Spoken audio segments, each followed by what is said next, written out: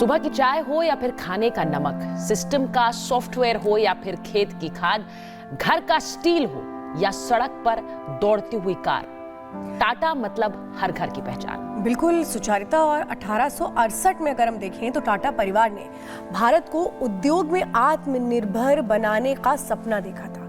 Tata group आज दुनिया के 100 से ज्यादा देशों में कारोबार के साथ साथ मानवता की मिसाल पेश कर रहा है। रतन टाटा ने टाटा ग्रुप को ग्लोबल ब्रांड बनाने में एक अहम भूमिका निभाई। यहाँ तक कि 90 के दशक में टाटा ग्रुप की जिम्मेदारी संभालने के बाद रतन टाटा ने सभी कंपनियों को कई ऊंचाइयों पर पहुंचाया। सुचारिता, आज यही सब चीजें याद की जा रही हैं। आज टाटा ग्रुप की मार्केट वैल्यू 30 लाख करोड़ से ज्यादा है। टाटा की सभी कंपनियां 10 लाख से ज्यादा लोगों को रोजगार दे रही हैं। 86 वर्ष की उम्र में रतन टाटा हमें छोड़कर जरूर चले गए, लेकिन भारत के लिए मजबूत उद्योग का ऐसा आधार स्तंभ तैयार किया है जिसे आने वाली कई पीढ़ियां याद करती रहेंगी।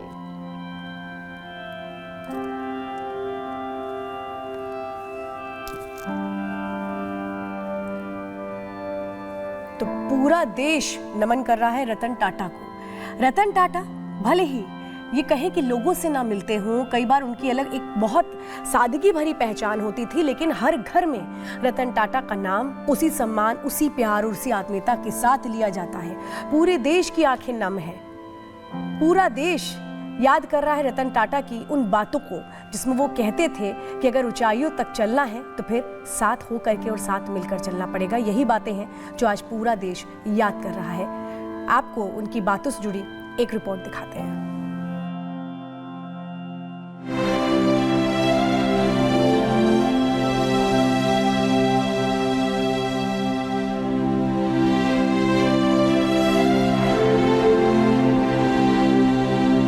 रतन और टाटा एक नाम और एक ब्रांड, लेकिन दोनों का रिश्ता ऐसा कि दोनों की पहचान एक दूसरे में खो गई। लोग ना रतन के बिना टाटा को जानते हैं और ना टाटा के बिना रतन को।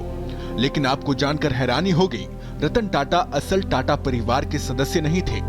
भाग्य का खेल कहें या कुछ और, लेकिन रतन ही टाटा परिवार के असल उत्तराधिकारी बन गए। रतन टाटा के पिता का नाम नवल टाटा था, जो टाटा परिवार में गोद लिए गए थे। नवल का जन्म एक सामान्य पारसी परिवार में हुआ था, लेकिन उनका टाटा परिवार से कोई रिश्ता नहीं था। नवल जब 4 साल के थे तभी उनके पिता का देहांत हो गया था।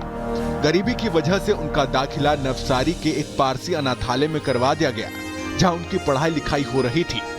एक गरीब अनाथ बच्चे नवल की किस्मत ने यहीं से बदलना शुरू कर दिया। दरअसल जिस पारसी अनाथालय में नवल भर्ती थे, वहां की कर्ता धर्ताओं में एक थी नवाजबाई टाटा। नवाजबाई जमशेद जी टाटा की छोटी बहू थी और उनके पति का नाम भी रतन टाटा था। अनाथालय में नवाजबाई नवल से इतनी प्रभावित हुई कि उन्होंने उस 13 साल के बच्चे को गोद लेने का फैसला किया। यहीं से नवल उस टाटा परिवार से जुड़ गए जिनकी पहचान भारत के उद्योगों के पितामह के रूप में होती थी। इन्हीं नवल टाटा के बेटे थे रतन टाटा, यानी रतन उस JRD परिवार के गोद लिए उस बच्चे के बेटे थे जिन्हें टाटा परिवार ने अपना हिस्सा बना लिया था। बाद में इन्हीं नवल के बेटे रतन मेहनत और काबिलियत से टाटा नाम का पर्याय बन गए। खास बात यह है कि रतन की परवरिश भी उन्हीं नवाजबाई टाटा की देखरेख में हुई, जिन्होंने उनके पिता को गोद लिया था। नवाजबाई को रतन दादी कहते थे। रतन रिश्ते में अपने चाचा और ग्रुप के कर्ता धर्ता JRD टाटा के बेहद करीब थे। JRD ही उन्हें टाटा ग्रुप में लाए थे। JRD के कहने पर ही साल 1962 में रतन ने टाटा कंपनी में नौकरी की शुरुआत की। शुरुआती दिनों में रतन जमशेदपुर की टाटा स्टील की फैक्ट्री में काम करते थे, जिसकी कमान JRD के हाथ में थी। अपनी काबिलियत, मेहनत और दूरदर्शिता के बल पर रतन ने साल 1991 में टाटा ग्रुप के चेयरमैन का पद संभाला। करीब 2 दशक तक इस पद पर रहने के बाद उन्होंने साल 2012 में रिटायरमेंट ले लिया। हालांकि उसके बाद भी वो टाटा ग्रुप की होल्डिंग कंपनी टाटा सन्स के मानद अध्यक्ष बने रहे। Bureau report, Republic Bharat.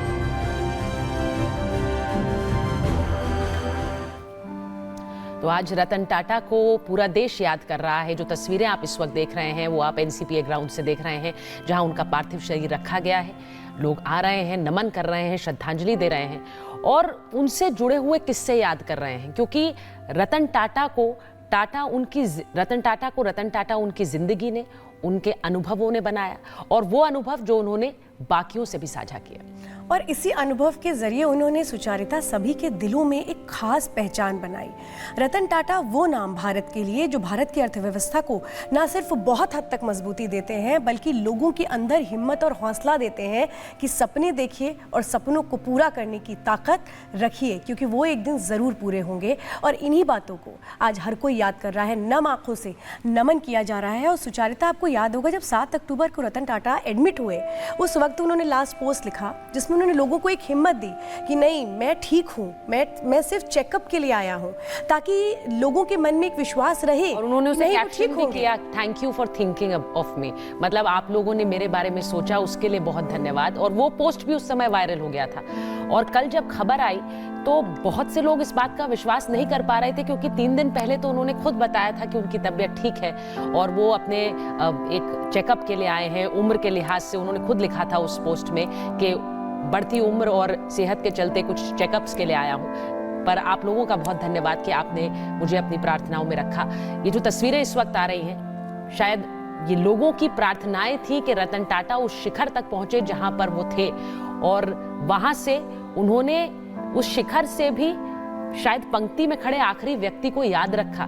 इसीलिए टाटा सन्स एक ऐसा समूह बना जिससे देश के लाखों लोग जुड़ते चले गए। और टाटा सन्स के लिए कहा जाता है कि वहां जब कोई एक बार जाता है तो सालों साल वो नौकरी छोड़ता नहीं। शायद श्वेता यही वजह है, क्योंकि एक ऐसा वहां पर वातावरण देना कि व्यक्ति अपना काम भी करे और उस काम के साथ साथ उस जगह से एक जुड़ाव भी पैदा करे, ये रतन टाटा ने ही दिया था। बिल्कुल। और पूरा देश न सिर्फ भावभीनी श्रद्धांजलि दे रहा है बल्कि नमन कर रहा है। उनके आदर्शों पर चलने की एक कोशिश अब आगे होनी चाहिए।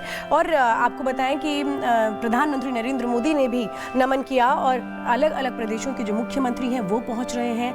मध्य प्रदेश के मुख्यमंत्री मोहन यादव ने रतन टाटा को श्रद्धांजलि दी। मोहन यादव ने कहा कि रतन टाटा न सिर्फ बड़े सपने देखे बल्कि उन सपनों को उन्होंने पूरा भी किया। महान उद्योगपति, राष्ट्र सेवा और मानवता के लिए सदैव संवेदनशील और समर्पित व्यक्तित्व के धनी श्रीमान रतन टाटा अब हमारे बीच नहीं रहे।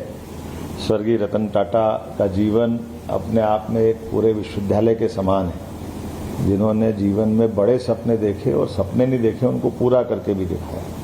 और संवेदनशीलता तो ऐसी कि मोटरसाइकिल पे 3-4 बच्चों के साथ जाते हुए व्यक्ति को देखते हैं तो कल्पना करते हैं कि गरीबों को भी कार मिलना चाहिए। तो ये लखटकिया कार का स्वप्न देखा, 1 लाख में कार मिलना चाहिए। और यशस्वी प्रधानमंत्री ने उनको जमीन उपलब्ध करा करके भारत में नैनो कार की भी उनके माध्यम से सौगात दी।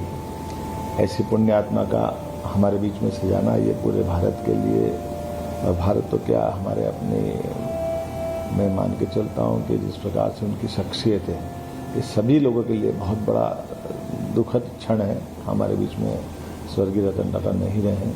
वो जीवन के सब क्षेत्रों में जहाँ जिए उन्होंने अपनी एक छाप छोड़ी है, एक पहचान बनाई है। बाबा महाकाल से कामना करता हूँ उनको अपने चरणों में स्थान दें। ओम शांति शांति। मैंने किसी को अभी बोला कि मैंने जब अपने पहले पिताजी और फिर उसके बाद माताजी को खोया है, आज मैंने तीसरा पेरेंट खोया है। और ये सिर्फ कहने की बातें नहीं है, क्योंकि देखिए मैं उनको 1990 से जानता हूँ, 34 साल, और मेरी उम्र 61 है। तो आधी जिंदगी मैं उनको जानता था। और जितना स्नेह उन्होंने मुझे दिया, जितना प्यार, जितनी विनम्रता से वो पेश आए, मैं कौन हूँ? कुछ भी नहीं।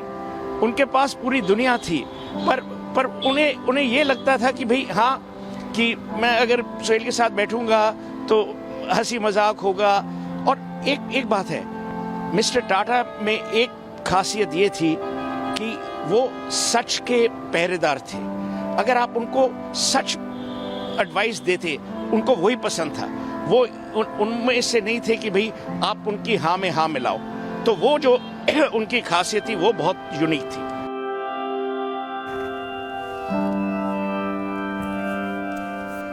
तो ये तस्वीरें, हम आपको सीधी तस्वीरें इस वक्त दिखा रहे हैं एनसीपीए ग्राउंड से, जहां पर नमन किया जा रहा है, श्रद्धांजलि दी जा रही है। पार्थिव शरीर को शाम 4 बजे तक अंतिम दर्शनों के लिए रखा जाएगा और उसके बाद अंतिम संस्कार किया जाएगा। लेकिन रतन टाटा